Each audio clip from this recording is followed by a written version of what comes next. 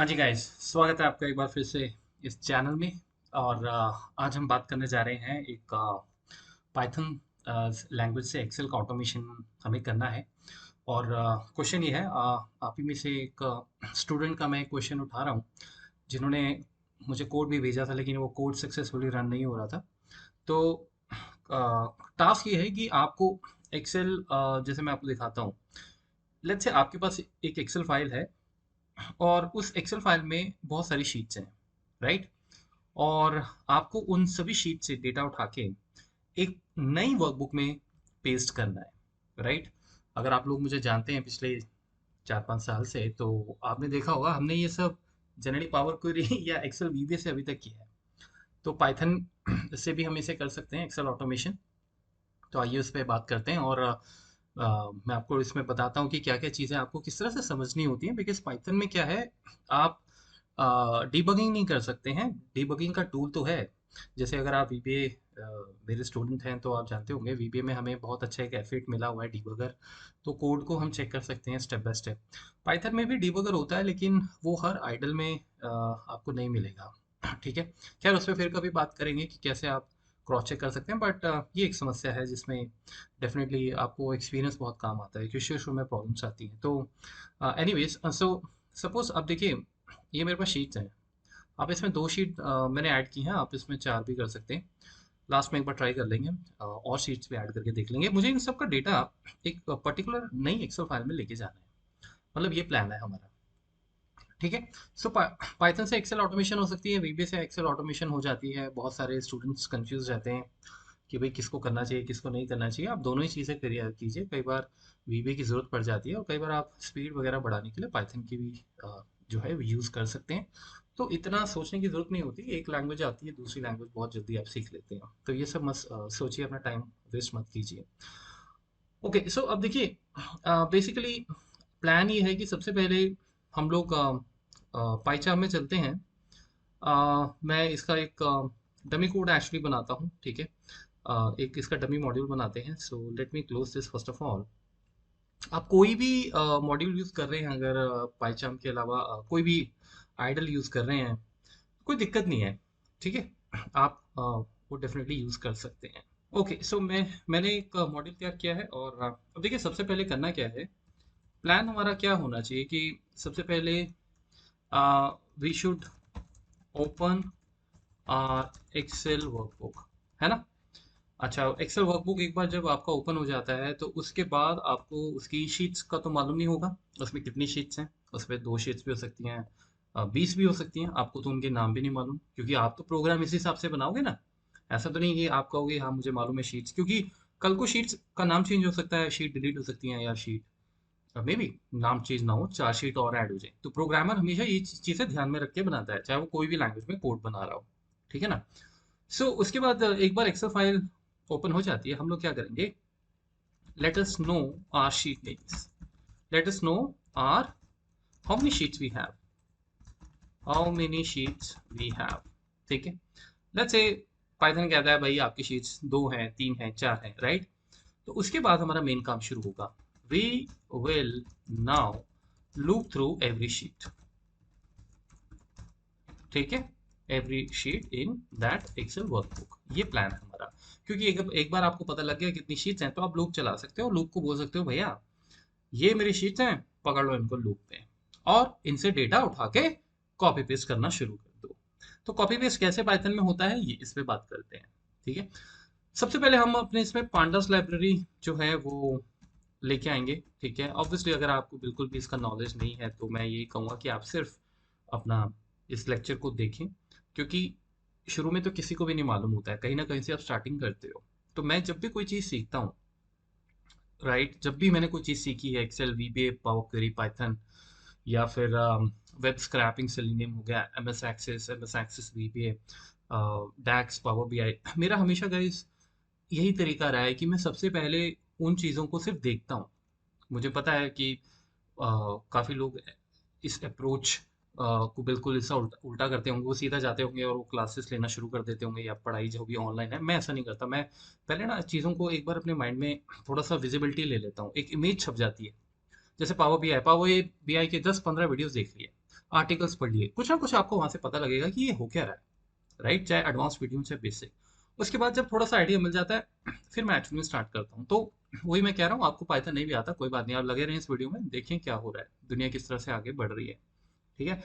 Python बहुत बढ़िया language है। मैंने बहुत साल वीबी पे काम किया है, लेकिन मैं ये कहूँगा कि पाइथन भी बहुत अच्छी लैंग्वेज है। थोड़ी सी इसमें दिक्कत रहती है डीबगर वगैरह की, लेकिन वो एक्सपीरियंस से हो जाती है सॉर्ट आउट। और इसके सिंटेक्स जो है वो काफ़ी सिंपल है, सिंपल सिंटेक्सेस हैं। ठीक है। एनीवेज फिर कभी बात करेंगे वीबी या पाइथन। लेकिन अभी ये लाइब्रेरीज हैं, ये लाइब्रेरीज दो, एक और लाइब्रेरी है ओपन पाई एक्सेल, और इसको मैं एक एलियस नाम दे दूंगा एक्सेल के नाम से। ठीक है। फिर भी आप नए नए स्टूडेंट्स होंगे, कहाँ कहाँ से ज्वाइन कर रहे होंगे मुझे आई डोंट नो, लेकिन हो सकता है आपको एक बड़ा अजीब सा भी लग रहा हो। मैं फिर भी थोड़ा आपको बता देता हूँ। देखिए क्या होता है कि एक लैंग्वेज होती है अपना, उसका लैंग्वेज है। ठीक है। वो लैंग्वेज अपने आप में सारी चीज़ें नहीं कर सकती हैं। ठीक है। उस लैंग्वेज को एडिशनल सपोर्ट देने के लिए ये हमारी लाइब्रेरीज होती हैं। ठीक है। ये इंपोर्ट लिखने से होता क्या है कि ये लाइब्रेरी हमारे पास अवेलेबल हो जाती है। ठीक है। ऑब्वियसली ये लाइब्रेरी कहीं ना कहीं इंस्टॉल हुई होगी, तो हम पीछे नहीं जाएंगे भैया कैसे इंस्टॉल किया, खुद इंस्टॉल हुआ कैसे, है ना? सिर्फ ये समझिए आप कि ये इसका नाम है ताकि मैं शॉर्टकट वर्ड यूज़ कर सकूं। जैसे मैं पीडी अगर वर्ड यूज़ करूंगा तो देखिए, पीडी वर्ड से क्या होता है कि मुझे पांडास की लाइब्रेरी का एक्सेस मिल जाता है। लाइब्रेरी का मतलब कि उसमें बहुत सारी अलग अलग चीज़ें हैं, वैरायटीज़ हैं, जो मैं अब उसको जो मैं एक्सेस कर सकता हूँ। ठीक है। जैसे आप एक समझे ना, आप एक मॉल में जाते हैं, राइट? एक मॉल अपने आप में एक कंप्लीट मॉल है, राइट? मॉल मॉल में जाने के लिए ये तो ज़रूरी नहीं कि आपको वहाँ शॉपिंग करनी होगी, आप वैसे भी घूम के आ सकते हैं। दुनिया आती है, आप घूम फिर के अपना मज़ा ले सकते हैं।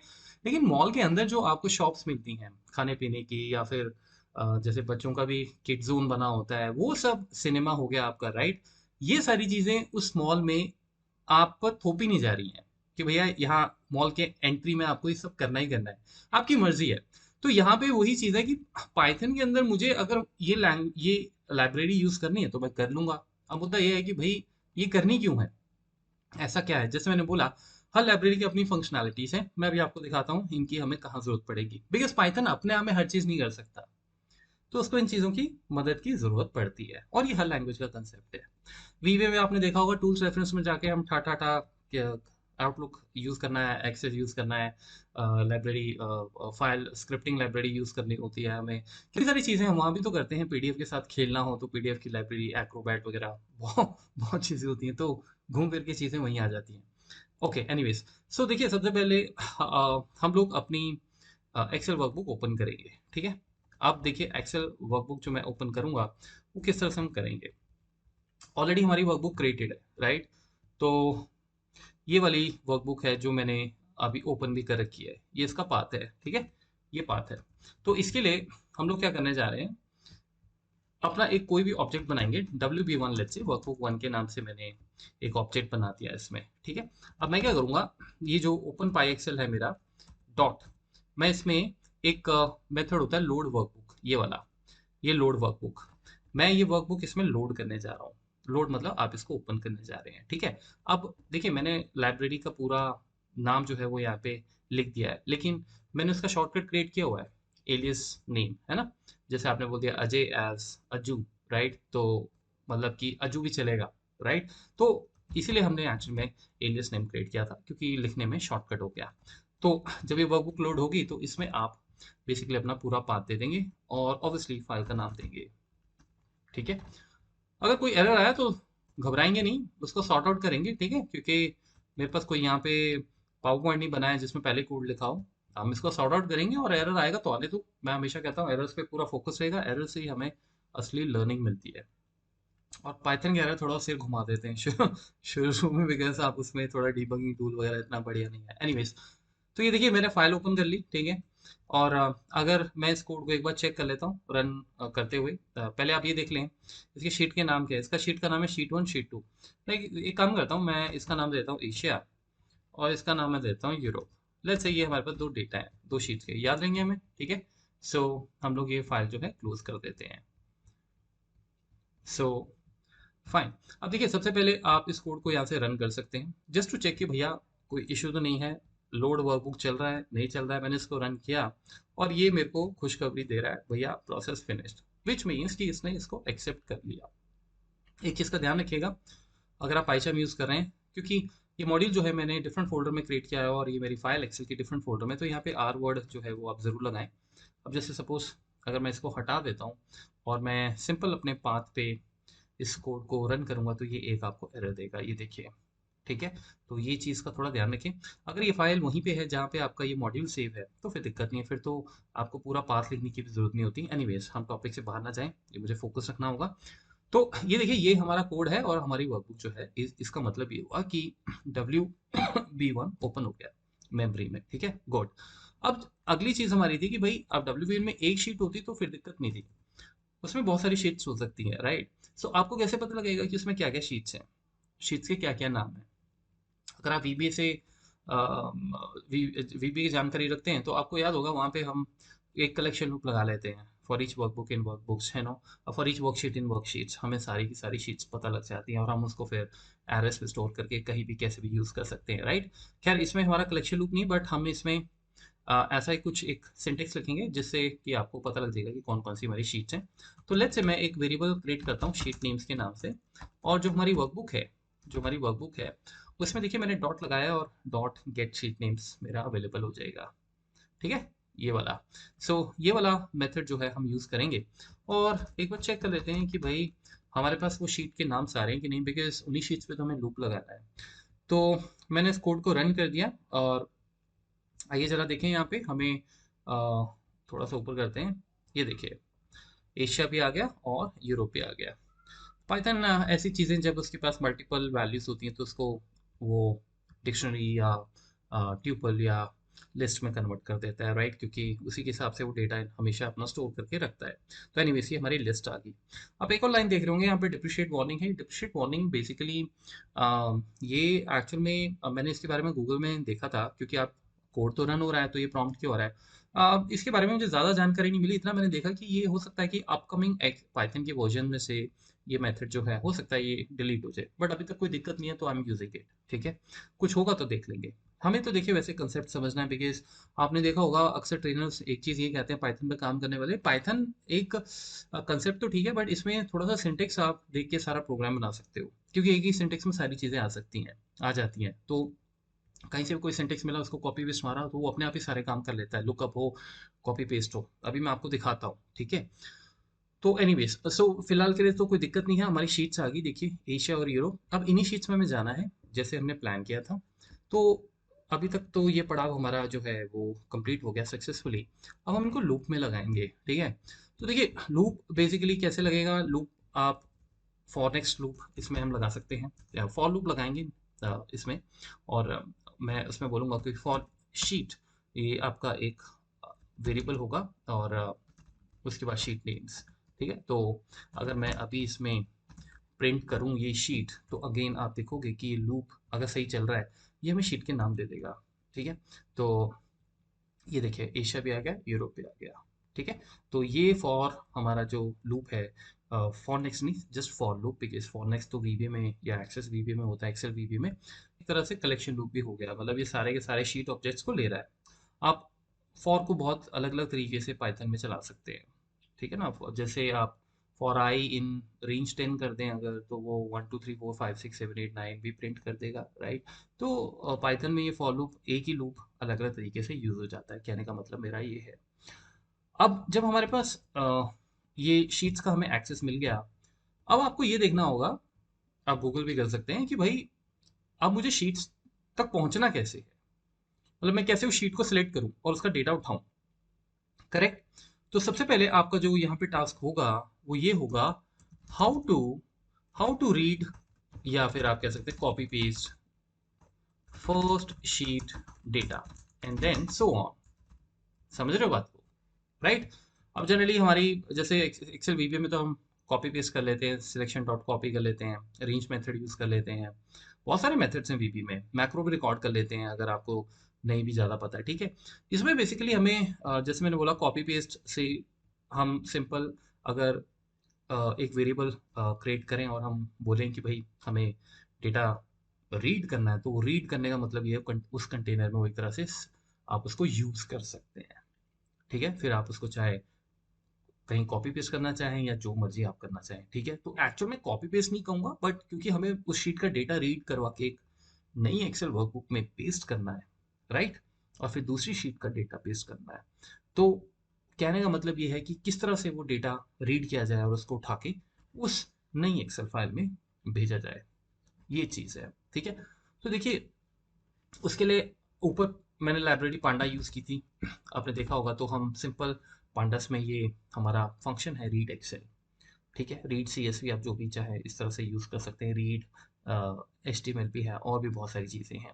तो मैं बेसिकली रीड एक्सेल करने जा रहा हूँ। और रीड एक्सेल में हम लोग यहाँ पे आप देख सकते हैं, अगर मैं रीड एक्सेल पे जाऊँ, यहाँ पे आपको ये देखिए ये बहुत सारे पैरामीटर्स हैं। तो हमें जो पैरामीटर इस फंक्शन का यूज़ करना है वो बेसिकली ये बताना है कि कौन सी शीट का डेटा है। तो हमें शीट का नाम देना है। समझ रहे हैं आप बात को? शीट का हम नाम देंगे और ऑब्वियसली आप ये तो बताओगे कि भाई एक्सेल वो फाइल का पाथ कहाँ पे है और साथ में उसका शीट का नाम। फिर और भी चीज़ें हैं, हेडर उसमें रखने हैं, index column, use column, squeeze, बहुत सारी चीज़ें हैं। जब भी आप चीज़ें सीखते हैं तो आप अपने रिक्वायरमेंट के हिसाब से आगे बढ़ें। ये नहीं कि मैं ये टॉपिक अगर सीख रहा हूँ तो मैं ये सारे पढ़ूंगा नहीं तो आगे नहीं बढ़ सकता, नहीं, ऐसे तो आपकी ज़िंदगी निकल जाएगी। इसमें बहुत सारे पैरामीटर्स हैं जो आपको जानने की भी ज़रूरत भी है। आप बेसिक चीज़ रखिए कि हाँ मेरा ये रिक्वायरमेंट है तो ये चीज़ तो पता होनी चाहिए। इसके बाद ये सब चीज़ें देखेंगे जैसे जैसे रिक्वायरमेंट बढ़ता है, सर्च करने से फिर चीज़ें, और जब आप सर्च करोगे आपको सीखने को मिलेंगी। ठीक है, सो रीड एक्सेल में देखिए अब हमें जो इसमें रीड करना है वो तो फाइल यही है, एक्सेल वर्कबुक, राइट। तो यहाँ पे आप इसका पूरा पाथ देंगे। ठीक है, आपने जब डेटा यहाँ पे रीड एक्सेल करवा दिया, अब बात ये है कि अगर अब वो एक नॉर्मल एक्सेल फाइल है तो फिर तो कोई दिक्कत नहीं होती, लेकिन अब हमारे पास उस एक्सेल में मल्टीपल शीट्स हैं, है ना। और तो इसलिए आपको ना स्पेसिफिकली बोलना पड़ेगा कि कौन सी शीट में जाना है। तो इसीलिए आपने देखा होगा उसमें अभी मैं आपको दिखा रहा था कि शीट नेम का पैरामीटर आता है। अब यहाँ पे जैसे हमारी शीट है एशिया, एशिया डाल दिया तो एशिया का डेटा रीड हो जाएगा। एक तरह से वो कंटेनर में चला गया। अब आप उसको किस तरह से आगे यूज़ करते हैं वो आपको देखना होगा, हमें देखना होगा। लेकिन अब एशिया है तो भाई फिर ये तो स्टैटिक हो जाएगा। तो इसके बाद मुझे यूरोप भी चाहिए होगा, ऐसे बहुत सारी शीट्स होंगी। तो ऑब्वियसली क्योंकि लूप हम यूज़ कर रहे हैं तो शीट क्या है, ये किस दिन के लिए हमने यूज़ किया है लूप में, यहाँ पे शीट अपने आप आती रहेगी और उस शीट से डेटा जो है रीड होता रहेगा। समझे आप? तो अभी तक आपके पास बेसिकली एक कंटेनर आ गया, उस कंटेनर में ये डेटा जो है वो रीड होके आ गया। अब क्योंकि ये डेटा मुझे यूज़ करना है तो मैं इस डेटा को मे बी एक वेरिएबल बनाऊंगा, DF। जनरली मैं इसको डेटा फ्रेम बोलता हूँ। तो मैं इसको इसमें स्टोर कर लूँगा। ठीक है, मैं इसको इसमें स्टोर कर लूँगा। और उसके बाद जब ये डेटा रीड हो जाएगा तो अब हमें, जब ये डेटा रीड हो गया फर्स्ट शीट का, अभी आगे भी जाना है, लेकिन अब इसको उठा के हमें अपनी नई एक्सेल फाइल में डालना है। अब क्वेश्चन ये आता है कि भैया हमको एक्सेल की file, let us create a file, let us create a Excel file या वर्कबुक, जो भी आपको बोलना है, क्योंकि डेटा तो उसी में जाएगा ना, प्रोजेक्ट तो यही है। तो एक्सेल फाइल को क्रिएट करने के लिए उसी फोल्डर में हम एक्सेल फाइल क्रिएट करेंगे। ठीक है, तो लेट्स से मैं इसका नाम दे देता हूँ फाइनल या न्यू वर्कबुक। ठीक है, new underscore workbook equals to.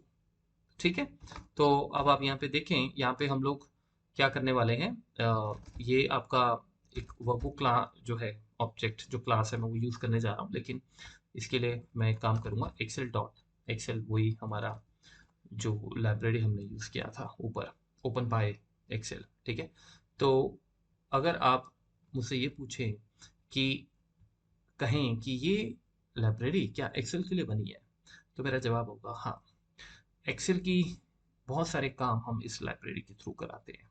Open pi Excel इसे कहते हैं। इंस्टॉल करनी पड़ेगी आपको, वो खैर हर एक जो आप जिस भी टूल में काम कर रहे हैं, आईडी में इंटीग्रेटेड, ये जो भी आपका डेवलपमेंट इन्वायरमेंट है उसके अकॉर्डिंग आपको एक बार देखना होगा। इसको इंस्टॉल करने के बहुत तरीके हैं। एनीवेज ये कोई बड़ी चीज़ नहीं है, ये तो आप सीख जाते हैं जब आप बेसिक्स भी शुरू कर रहे होते हैं। एनीवेज तो हमने इंस्टॉल की हुई इसलिए हम यूज़ कर सकते हैं। तो आप समझे कि मैं यहाँ पे बेसिकली अपनी वर्कबुक जो है वो इंस्टॉल कर रहा हूँ, क्रिएट कर रहा हूँ इस तरह से। ठीक है, उसके बाद और एक बार इस एरर को ज़रा मैं चेक कर लेता हूँ। सॉरी, ये स्मॉल W नहीं है, ये कैपिटल W आप यूज़ करें। ये वर्कबुक है, ठीक है, कैपिटल W। इसकी वजह से वो लाइन रेड हो जा रही थी। एनीवेज, अब जो नेक्स्ट स्टेप हमारा होगा, हम इस जो हमारी नई वर्कबुक है ऑब्वियसली आप इसको सेव करेंगे, राइट। तो यहाँ सेव में हम इसको पाथ को दे देंगे, समझे आप।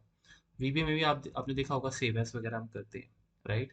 तो ये कुछ कुछ ऐसा है जैसे आपने वीबीए में वर्कबुक्स डॉट ऐड किया फिर active workbook dot save S कर दिया, वैसा वैसा। अगर आपको वीबीए भी नहीं आता तो कोई बात नहीं, मैं तो वैसे ही बता रहा हूँ बिकॉज मेरा जनरली स्टूडेंट बेस मुझे एक्सेल वीबीए और बीआई वगैरह इन सब से जानता है, बट कोई दिक्कत नहीं अगर आपको वीबीए का कोई भी नॉलेज नहीं है, ठीक है। लेकिन मैं लाइन बाय लाइन आपको कोशिश कर रहा हूँ समझाने की।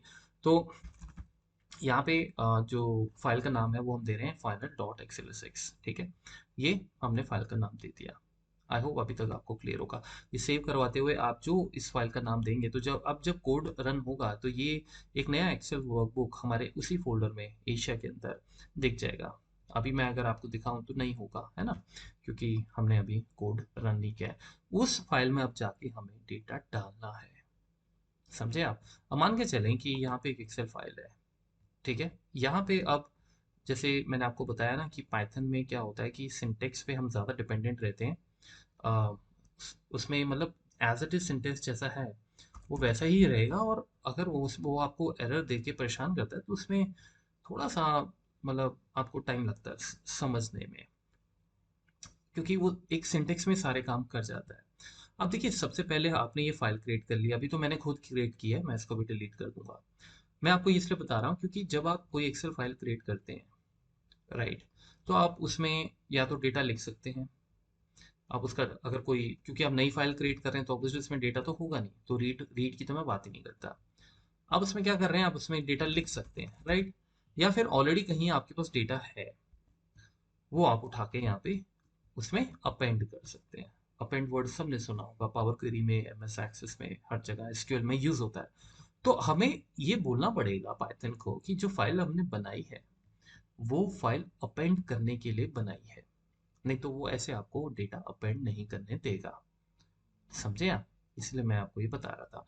तो अब जब यहाँ पे हमारी नई फाइल बन गई, ठीक है, और हमने डेटा रीड कर लिया, और जब हमने डेटा रीड किया तो या तो इस लाइन के आगे या इस लाइन से पहले वो आप देख लें कि आपको एक हमें वेरिएबल क्रिएट करना होगा, और उस वेरिएबल में हमें बोलना पड़ेगा, बताना पड़ेगा कि ये फाइल जो है ये अपेंड के लिए यूज होनी चाहिए, ठीक है। तो उसके लिए हम लोग क्या करेंगे, तो मैं इसमें कोई भी वेरिएबल वैर के नाम से लेट्स से, ठीक है, वैर के नाम से मैं एक वेरिएबल बना रहे हैं, और मैं इसमें फाइल को ओपन करने के लिए, ऑलरेडी एग्जिस्टिंग फाइल जो है उसको ओपन करने के लिए अलग अलग तरीके हैं। मैं आपको दोनों तरीके में बता देता हूँ कि क्या गड़बड़ हो सकती है। जैसे देखिए, अगर मैं पांडास लाइब्रेरी यूज करता हूँ, ठीक है, और इसमें हम लोग अगर ये एक्सेल राइटर यूज करते हैं, ये एक मेथड होता है, ये एक फंक्शन है जो आप यूज कर सकते हैं, एक्सेल राइटर। इसमें आप पाथ देते हैं, इसमें आप इंजन देते हैं, इसमें डेट टाइम फॉर्मेट है, जैसे मैंने बोला ये सारे डिफरेंट डिफरेंट पैरामीटर्स हैं। इंपॉर्टेंट वंस आपको बता देता हूँ। देखिए सबसे पहले पाथ आपको देना होता है, ठीक है।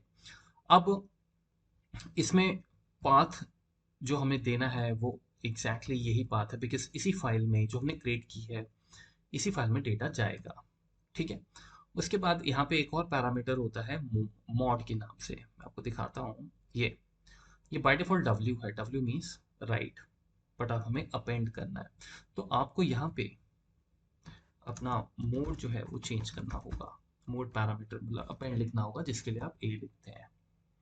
समझ आई आपको बात, ठीक है। अब एक और चीज यहाँ पे हो सकती है आपके माइंड में, अगर आप ऑलरेडी पाइथन पे जिससे काम कर रहे हैं, कि हमने सिंपल ये क्यों नहीं कहा कि क्योंकि हमारे पास जैसे एक लोड वर्कबुक के नाम से भी मेथड है, ये आपका ओपन पाई एक्सेल लाइब्रेरी में होता है, ये पांडास में नहीं है, जैसे लोड वर्कबुक, राइट। तो अक्सर आपने देखा होगा कि लोग इसको भी यूज करते हैं अगर आपको फाइल ओपन करवानी है, राइट। आप ओपन तो इससे भी करवा सकते हैं, दिक्कत नहीं है, लेकिन मुद्दा ये है कि हमें जो फाइल ओपन करवानी है वो सिर्फ ओपन नहीं करवानी है, अपेंड करवानी है, समझे। तो इसीलिए हमें एक्सेल राइटर यूज करना पड़ेगा, क्योंकि एक्सेल राइटर में ही ये पैरामीटर है मोड वाला, आई होप ये अगर कोई देख रहा है तो उसको क्लियर हो गया होगा। ठीक है, तो अब जब आपने मोड अपेंड बोल दिया और अगर मैं इस कोड को रन करूंगा तो लेट मी सी एक्चुअली, चलिए अभी थोड़ा आगे बढ़ते हैं। तो फाइनली ये वैर जो है ये आपका वेरिएबल, इसमें हमने ये पूरा देने का मतलब ये है कि हमने बता दिया कि ये फाइल अपेंड होने के लिए तैयार है। ठीक है, उसके बाद फिर आपने जब ये डेटा रीड किया तो ऑब्वियसली अगली चीज़ अब आप क्या करोगे। अगली चीज़, जब आपने डेटा रीड कर लिया तो आप ये जो हमारा डेटा फ्रेम है, अभी ये डेटा फ्रेम नहीं है तो इसको डेटा फ्रेम बनाएंगे पहले, बिकॉज हमारे पास यहाँ पे डेटा फ्रेम में ये टू एक्सेल, ये एक हमारा मेथड है जो हम हमेशा यूज़ करते हैं जब भी हमें डेटा एक्सपोर्ट करना हो। तो अब जो भी डेटा हमारा अब हमने रीड किया है, ऑब्वियसली हम इसे एक्सपोर्ट करना चाहते हैं, राइट। एक्सपोर्ट कहाँ करना चाहते हैं, इस वाले वैर में, मानते हो आप, राइट। तो जैसे अब मैंने टू एक्सेल किया, तो टू एक्सेल में ये मुझे बताएगा कि भाई यहाँ पे वही एक्सेल राइटर लिखो और जिस उस फाइल की शीट में आपको जाना है उसका नाम आप लिखो। शीट वन जैसे लिख दिया, तो अगर शीट वन है वहाँ पे तो डेटा उसमें चला जाएगा। ठीक है, और अगर शीट आप कोई ऐसी शीट का नाम लिखते हैं जो वहाँ नहीं है तो ऑब्वियसली वो शीट जो है वो आपकी क्रिएट हो जाएगी। ठीक है, इसमें भी बहुत चीज़ें आ जाती हैं कि भाई अगर वो शीट नेम है लेट्स से और आपने जो लिखा है तो आप उस शीट को ओवरराइट करना चाहते हैं या उस शीट के नीचे डेटा अपेंड करना चाहते हैं, या फिर आप चाहते हैं कि नहीं, अगर शीट वो है तो एरर आ जाए और आपको पता लग जाए, बहुत सारी चीज़ें होती हैं, राइट। तो एनीवेज, तो फिलहाल एक्सेल राइटर जो हम है वो यूज़ करेंगे, हमने ऑलरेडी दिया हुआ है वैर ऊपर, है ना, मतलब जो फाइल है जिसमें ये डेटा जाएगा, ये डीएफ वाला।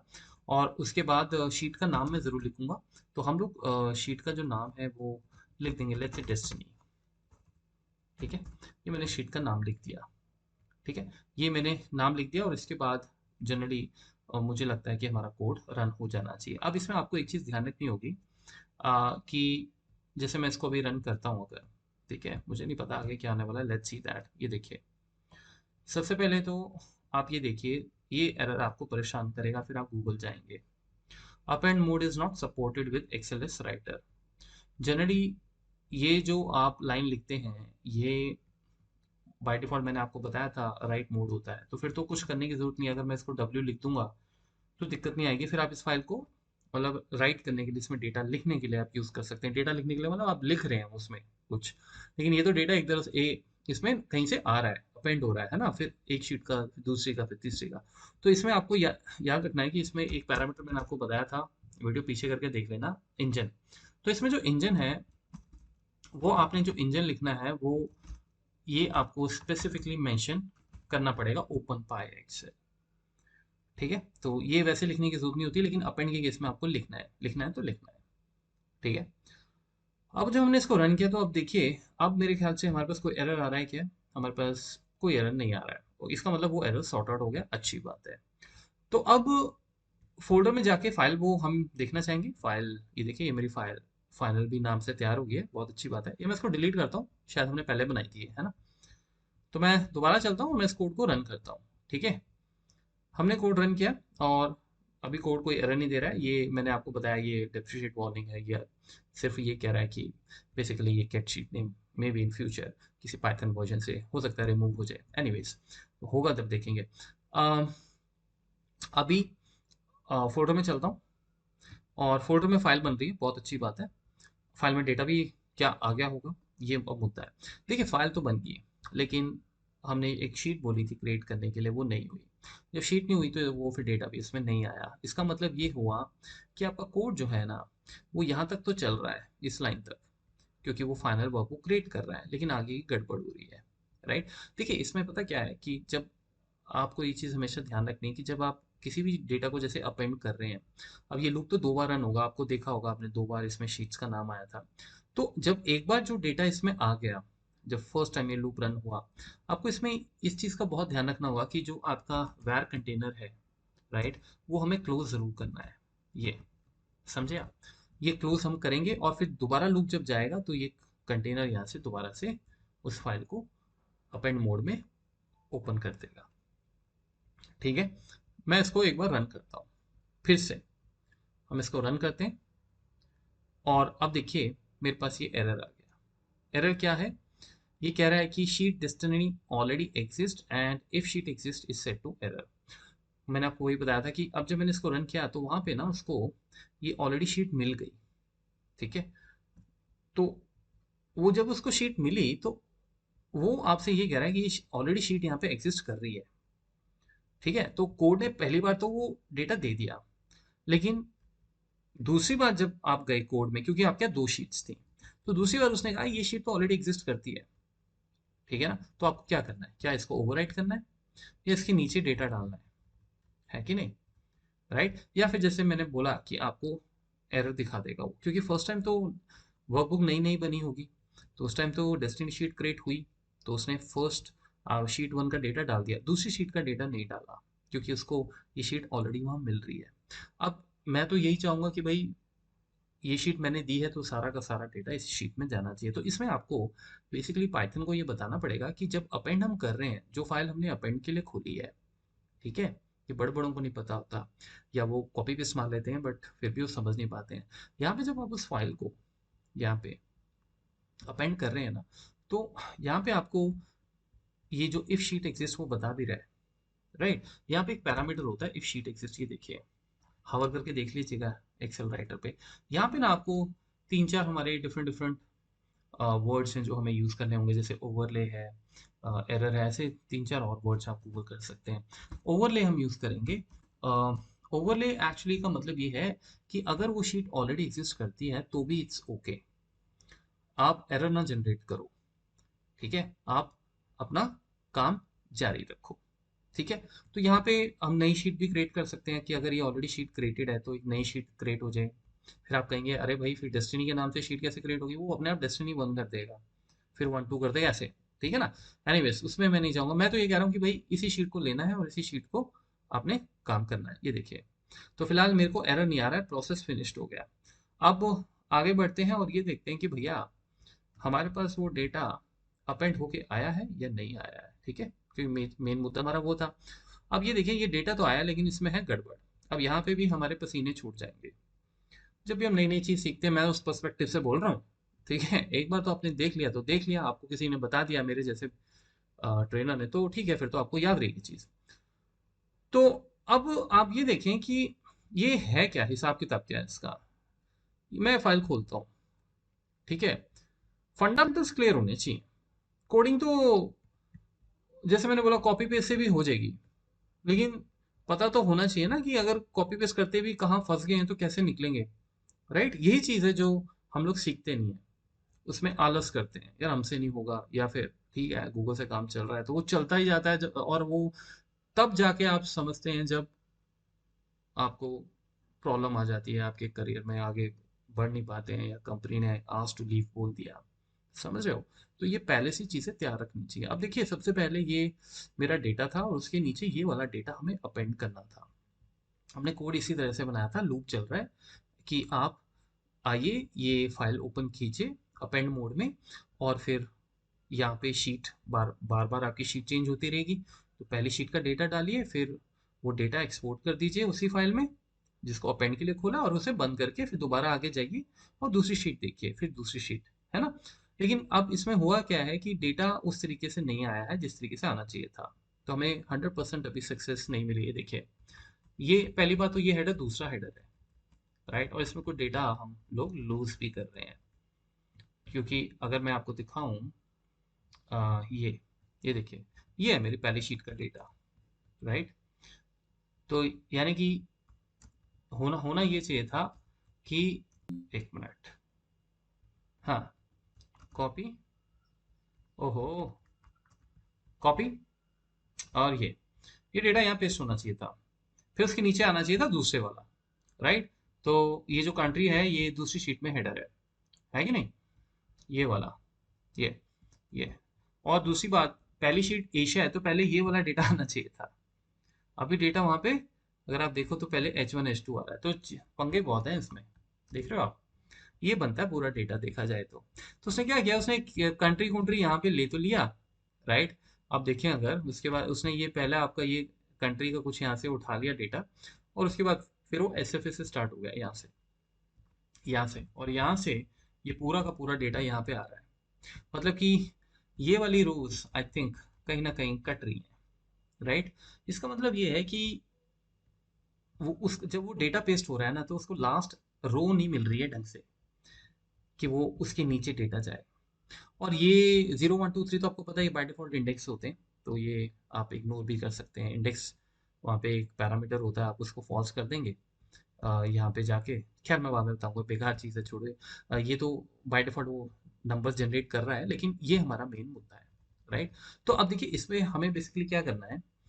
मेरा प्लान ये है कि जब आप सबसे पहले हमने डेटा देखा कि हमारा ये पहली शीट का डेटा है, राइट।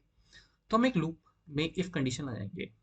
बेसिकली हम ये चाहते हैं कि जब ये डेटा कहीं भी जाके पेस्ट हो, किसी भी जैसे नई एक्सेल फाइल में, जैसे यहाँ पे अगर गया, इमेजिन नई फाइल है, तो फर्स्ट टाइम जब डेटा पेस्ट हो, फर्स्ट टाइम जब लूप रन हो, तो ये 0 रो पे पेस्ट हो। 0 रो पे, इसे इसको 0 रो बोला जाता है, ठीक है। अभी दिखाऊंगा, टेंशन आप मत लो। एक पैरामीटर है उस स्टार्ट रो का, वो बड़ा इंपॉर्टेंट है। तो हम कहेंगे पहला जब भी डेटा आप जो भी शीट से उठाएं, पहली शीट से मतलब उसका डेटा 0th रो पे पेस्ट करते हैं, ठीक है। उसके बाद आगे का डेटा आप इसकी total number of rows check कर लें, उसमें एक ऐड करके फिर यहाँ पे पेस्ट कर दें। तो अभी क्या हो रहा है कि उसको ये नहीं मालूम है कि डेटा पेस्ट कैसे करना है, बिकॉज अभी वो डेटा पेस्ट कर रहा है, फिर वो दूसरी जगह जा रहा है, फिर उसका डेटा वो कहीं ना इधर उधर कहीं पेस्ट कर रहा है।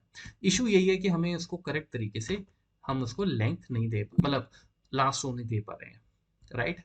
अब वीबीए वाले तो बोलेंगे सर ये तो बहुत ईजी है, सीधा लास्ट रो निकालते हैं, एंड एक्सेल डाउन मारते हैं। वेल अब वो वीबी में है, पाइथन में आप कैसे उसको करेंगे, आइए उस पर जरा नजर डालते हैं। ठीक है, पाइथन में भी इजी है। तो सबसे पहले हम लोग ये करेंगे कि एक वेरिएबल बनाते हैं जिसका मैं नाम दूंगा लूप रन, ठीक है। इसकी इनिशियल वैल्यू में दे दूंगा 1, ठीक है। मैं ये बोलूंगा कि भाई इससे पहले ये लूप स्टार्ट हो, हम ये बोलेंगे कि देखो अगर फर्स्ट टाइम ये लूप रन होने जा रहा है, राइट, ठीक है, तो जो डेटा है हमारा, जो डेटा हमारा अपेंड हो रहा है इस फाइल में, वैर वाली में, है ना, यहां से हो रहा है ना, टू एक्सेल से, राइट। इसमें एक पैरामीटर है स्टार्ट रो, स्टार्ट कॉलम भी है। अगर मैं स्टार्ट रो 10 दे दूं तो क्या होगा पता है आपको, 10th रो से डेटा जाना स्टार्ट हो जाएगा, एक्सेल की 10th रो से डेटा पेस्ट हो जाएगा। पर हमें तो बैक टू बैक जाना है ना। अब एक बार 10 कर दिया तो अगली बार 10 थोड़ी होगा, क्योंकि उसमें हो सकता है 100 रोज हो, 100 आपकी रोज का डेटा हो, फिर तो 101 में जाना पड़ेगा। तो इसको हैंडल करना है, समझे। तो ये स्टार्ट रो पहले तो हमें यहाँ लिखना पड़ेगा। अगर एक फाइल का डेटा होता फिर जरूरत नहीं थी, समझे आप। फिर तो आप स्टार्ट रो कुछ भी दे दो, 0 दे दो, एक ही शीट का डेटा है, 0 रो में चला जाएगा। 100 दे दिया, 100 रो से स्टार्ट हो जाएगा, ठीक है। तो यहाँ पे हम लोग यहाँ पे एक पैरामीटर लगाएंगे जिसका मैं नाम दूंगा मायरो, ठीक है, लेट्स से मायरो। तो मायरो को इस तरह से सेट करना है कि जब ये लूप फर्स्ट टाइम रन हो रहा है ना, जब ये लूप फर्स्ट टाइम रन हो रहा है, तो जो हमारा मायरो है वो क्या होना चाहिए, वो हमारा 0 होना चाहिए। इस स्टार्ट रो को अगर आप 0 देंगे तो फर्स्ट रो पे जाएगा। तो ये डिपेंड करता है कि आप क्या सिंटेक्स लिख रहे हैं। ऐसा नहीं कि पाइथन एक्सेल की फर्स्ट रो को 0 लेता है, बट सिंटेक्स पे डिपेंड करता है। टू एक्सेल में मैंने देखा है कि अगर मैं 1 डालूंगा तो सेकंड रो से जाएगा, तो इसलिए मैं बोल रहा हूँ कि मायरो हो जाएगा 0, ताकि वो फिर यहाँ पे आए और मायरो 0 कर दे और पहली शीट का डेटा 0 रो पे यानी फर्स्ट रो पे पेस्ट हो जाए। लेकिन भैया अगली बार तो लूप सेकेंड टाइम रन हो रहा होगा, दूसरी शीट जब लूप होगी, इसीलिए इसको हम बढ़ा के इसको हम बढ़ा के कुछ भी वैल्यू दे देंगे, जिससे ये हो कि ये जो हमारा लूप रन है, सॉरी लूप रन, ये ये 2 हो जाए फॉर एग्जांपल, ताकि जब नेक्स्ट टाइम लूप रन हो तो ये कंडीशन फेल हो जाए। अब ये अगर फेल हो जाए तो फिर कहाँ जाए, तो एल्स में जाए। यस, समझे। फर्स्ट टाइम जब भी मायरो आएगा 0 आएगा, लूप रन को 2 कर देगा, यहाँ पे 0 जाएगा और उसकी फर्स्ट रो पे पहली शीट का डेटा पेस्ट हो जाएगा। अब वो गया दूसरी शीट पे, फिर आया वो, उसने देखा अरे भाई लूप रन तो 2 है, तो चला जाएगा एल्स में, समझे। अब यहाँ पे हम लोग ये चेक करेंगे कि जो ऑलरेडी डेटा पेस्ट हो चुका है शीट का, क्योंकि इसकी अगली रो से ही आप स्टार्ट करेंगे ना, तो उसकी हम लेंथ चेक कर लेंगे, टोटल नंबर ऑफ रोज इसमें कितनी है, ठीक है। तो मैं उसमें क्या करूंगा, जो माई रो है वो ये चेक करेगा कि जो हमारा ये जो डेटा है जो हम रीड कर रहे हैं, ये वाला डेटा, ये वाला, राइट, इसका लेंथ क्या है, ठीक है, इसका लेंथ क्या है, ठीक है। रिमेंबर ये मैं इफ कंडीशन इससे पहले लिख रहा हूँ, इसके बाद में लिखेंगे तो इशू आ सकते हैं, आप ट्राई कर लीजिएगा, लेकिन मैं पहले लिख रहा हूँ क्योंकि फर्स्ट टाइम जब भी लूप रन होगा, साफ साफ है लिखा हुआ है कि लूप रन 1 है, तो वो यहीं पे जाएगा और यहाँ से वो सीधा निकल के यहाँ जाएगा और यहाँ पे वो मायरो को 0 लेके डेटा को एक्सपोर्ट कर देगा इस वाली फाइल में, ठीक है।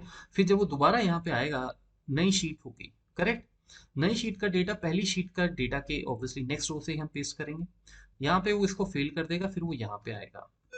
अब यहाँ पे जब वो आएगा तो उसको टोटल नंबर ऑफ रोज किस डेटा की चाहिए होंगी, वो मेरा बेसिकली पॉइंट है, राइट। तो इसीलिए हम लोग यहाँ पे जो हमारा ये डेटा फ्रेम है डीएफ वाला, ये हम यहाँ पे यूज करेंगे, ठीक है। तो जब तक क्योंकि जब तक ये लाइन एग्जीक्यूट नहीं होती है तब तक डेटा पुराना ही रहेगा, क्योंकि शीट 2 में अभी प्रोग्राम गया नहीं है, आप उससे पहले ही उसका लेंथ चेक करवा रहे हैं, क्योंकि जब शीट 2 होगी तो लेंथ चेंज हो जाएगी, टोटल नंबर ऑफ रोज हम नए डेटा के अकॉर्डिंग आएगी, लेकिन अभी तो यहाँ पे नहीं गया ना, इसीलिए मैं इसको कोड को पहले लिख रहा हूँ, हो सकता है बाद में लिख के भी चल जाए, वो आप देखिए, उससे कोई फर्क नहीं पड़ता, है ना, हमें तो मेन कंसेप्ट समझना है।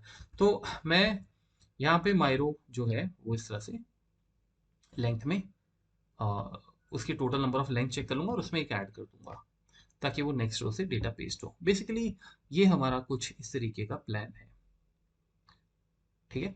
Let me run this code, और आप जब भी कोड रन करें ना, आपको अगर वो फाइल्स जो आप यूज़ कर रहे हो, अगर वो फाइल्स आपने ओपन की है तो एरर आ जाएगा, ठीक है। मुझे एरर एग्जैक्टली अभी याद नहीं आ रहा, but I think you can't access this file या file bad mode, something like that, ठीक है। तो चलिए वापस अपने फोल्डर में, और मैं इसको डिलीट करता हूँ, ठीक है।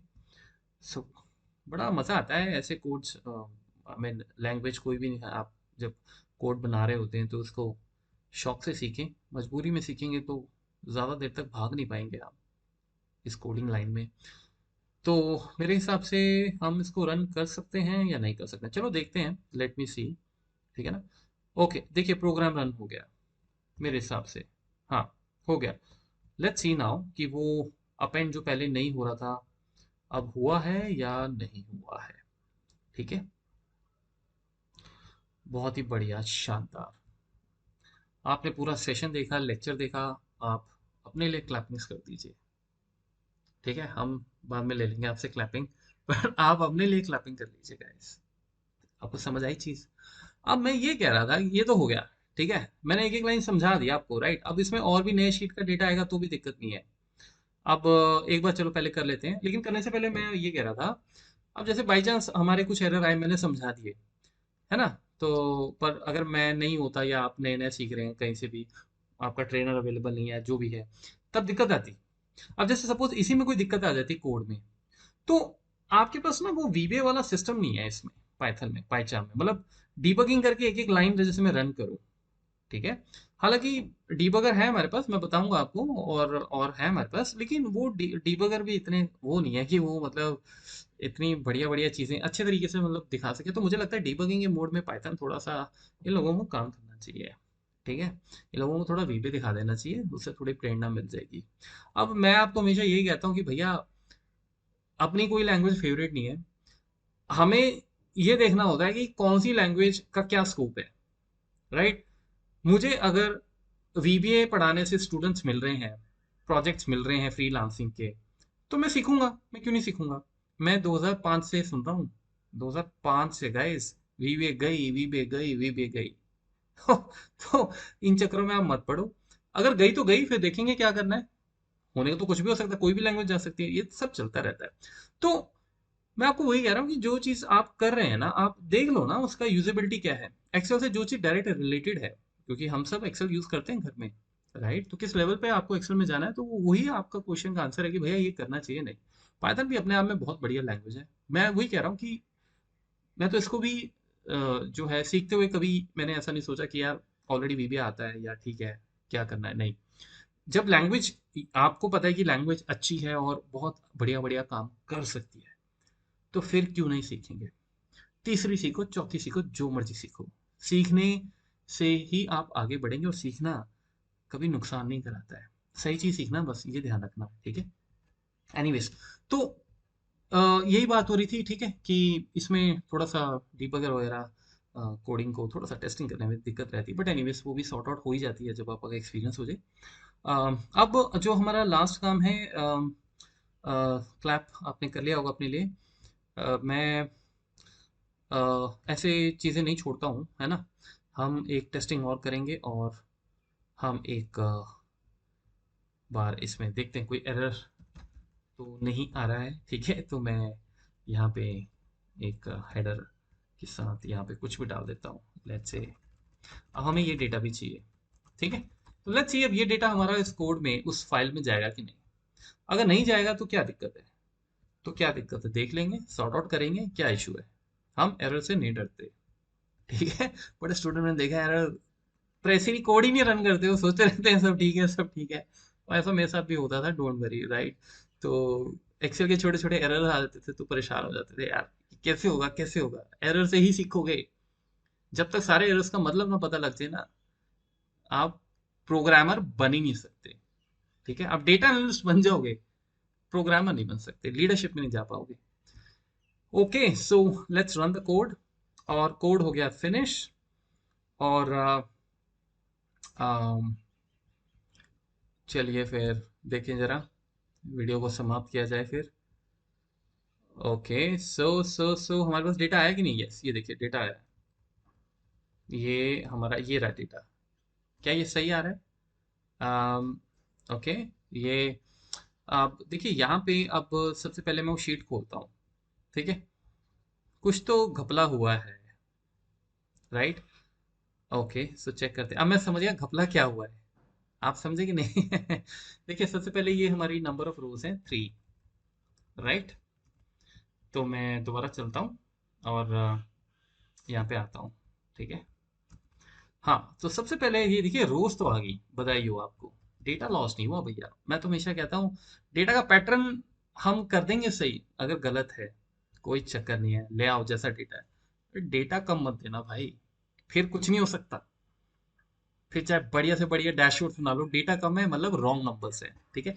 ठीक है, अब हुआ क्या, ये भी मैं आपसे बात करते ही देख रहा हूँ, ठीक है। हुआ ये कि इसको समझते हैं सीक्वेंस में।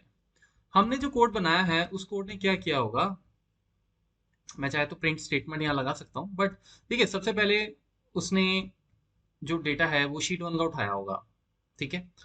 तो loop run first time run हुआ तो आपको पता है यहाँ पे मायरो उसने जीरो लिया, और यहाँ पे वो जीरो उसने कंसिडर कर लिया होगा यहाँ पे, है ना। जीरो रो मतलब एक्सेल की जीरो रो में जाओ। तो फिर हुआ ये कि उसने ये जो डेटा है जो फर्स्ट हमारी शीट है, ये पूरा का पूरा डेटा उठाया, और उस शीट में जाके यहाँ पे जाके ऐसे पेस्ट कर दिया, ठीक है। करेक्ट।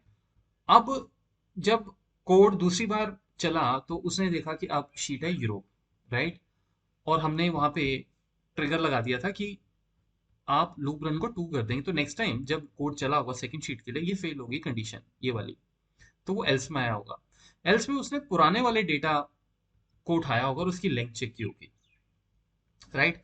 तो पुराने वाले का जो लेंथ आया होगा वो यही आया होगा, अ, ये, ठीक है। तो हेडर को एक्सक्लूड करता है लेंथ, तो बेसिकली ये आया होगा 13, है ना। तो 13 आ गया, फिर 13 के बाद हमने उसको +1 किया तो बेसिकली 14। तो 14 का मतलब ये हुआ कि मतलब कहानी कुछ इस तरह से बैठी होगी कि जो फाइनल है मतलब वो यहाँ पे कहीं पे उसको दूसरा डेटा मिल गया होगा, जो उसको ये वाला डेटा जो उस शीट में पड़ा हुआ है ना। ये वाला डेटा उस शीट में पड़ा हुआ है तो वो मतलब यहाँ पे पेस्ट हो गया होगा, बिकॉज उसके एग्जैक्टली हमने +1 किया हुआ है उस लेंथ में, राइट। अब कहने का जो मेन कंडीशन है कि ये कि इस बार हमने एक और शीट नहीं ऐड कर दी। तो जब हम नई तीसरी बार ये रन हुआ होगा तो तीसरी बार ऑब्वियसली अगेन वो एल्स में आया होगा। अब पिछली बार का डेटा फ्रेम उसने चेक किया होगा, यस। अब पिछली बार के डेटा फ्रेम में तो नंबर ऑफ रोज कम है भैया, मानते हो? कितनी है? ये रोज है, लेंथ 3 देगा इसका आंसर। आप इस तरह से समझे, 0 1 2 3, 3 देगा। हमने बोला है फोर्थ रो पे जाना है, राइट? और ये वाला डेटा वहां पे पेस्ट करना है, तो भैया आप फोर्थ रो तो होगी ना गड़बड़, समझ रहे हो आप? क्योंकि हमें तो ये चाहिए था कि अगर अगर वो, क्योंकि फोर्थ रो उसको यहाँ कहीं मिलेगा, ये देखिए, है ना? ये यहाँ से 1 2 3 4, मानते हो? तो इसलिए उसने क्या किया, उसने ये डेटा यहाँ पे अपेंड कर दिया। हालांकि उसमें अच्छी चीज ये रही कि हमारा डेटा जिस तरह मुझे दिखता है कि उसने उसको नीचे कर दिया, ठीक है, मतलब अपेंड करते हुए। शायद उसने ओवरराइट नहीं किया या जो भी है, एनीवेज, बट हमें तो एक प्रॉपर सीक्वेंस में डेटा चाहिए था। तो अब इसमें हमें ये देखना पड़ेगा कि हम जैसे जैसे आगे जाएं तो हम हर शीट का डेटा क्लब करते जाएं। समझे आप? मतलब कि जब आप यहाँ पे हैं, अब ये कंसेप्ट की बात हो रही है इसीलिए मैं टाइम ले रहा हूँ, नहीं तो क्या जरूरत है? जब वो एशिया में गया तो उसने एशिया का डेटा चेक किया। अब जब वो यूरोप में गया तो वो यूरोप का चेक नहीं करेगा, यूरोप के साथ वो एशिया का भी चेक करेगा, बिकॉज फाइनली जो नया डेटा होगा उसमें एशिया और यूरोप दोनों ऐड हो चुके होंगे। तभी तो हम उसके यहाँ पे कहीं पे नीचे उसके रो पे जाके वो डेटा पेस्ट करेंगे, है ना? हमने अपनी प्रॉब्लम पकड़ ली है। अब जो हमें करना है वो यहीं पे करना है, राइट?